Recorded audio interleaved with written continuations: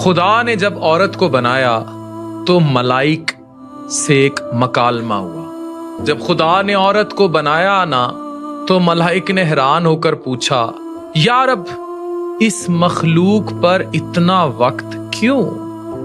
خدا نے مسکرا کر کہا، ملائک تم جانتے ہی نہیں مجھے اس میں کتنی خصوصیات ڈالنی ہے، کتنی خصوصیات کا وصف ہوگا۔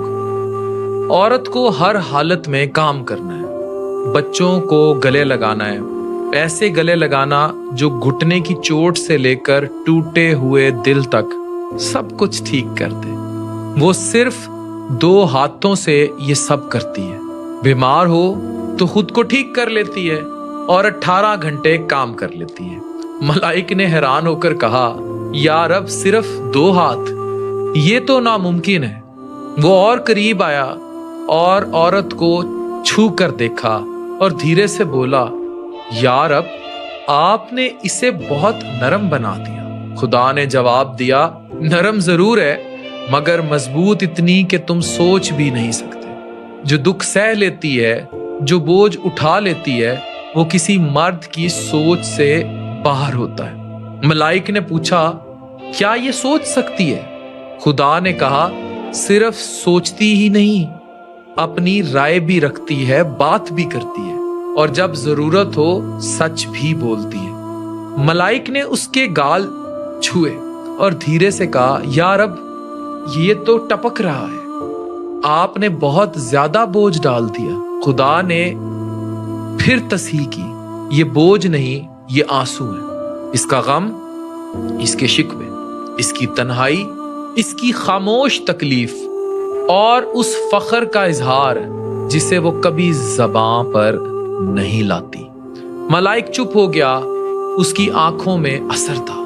وہ صرف اتنا کہہ سکا، یا رب ایک عورت واقعی لاجواب۔ خدا نے کہا، جی ہاں وہ ہے، وہ دکھ بھی سنبھال لیتی ہے، وہ بھاری بوجھ بھی اٹھا لیتی ہے، وہ ہنستی ہے جب دل ٹوٹ رہا ہوتا ہے، وہ رو دیتی ہے جب ہنسنا ہوتا ہے، اور جب کسی بات پر یقین کر لے تو اس کے لیے لڑ بھی پڑتی ہے اور کر کے بھی دکھاتی ہے۔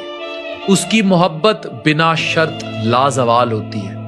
من پسند شخص کھو جائے تو تہجد کے سجدوں میں رو رو کر اس کو من پسند کر لیتی ہے جو اس کے نصیب میں لکھا گیا۔ ایک رب کی چاہت ہے، ایک اس کے دل کی چاہت ہے، پھر وہ ضم کرتی ہے اپنی چاہت کو رب کی چاہت سے اور جنت قدموں تلے پا لیتی ہے۔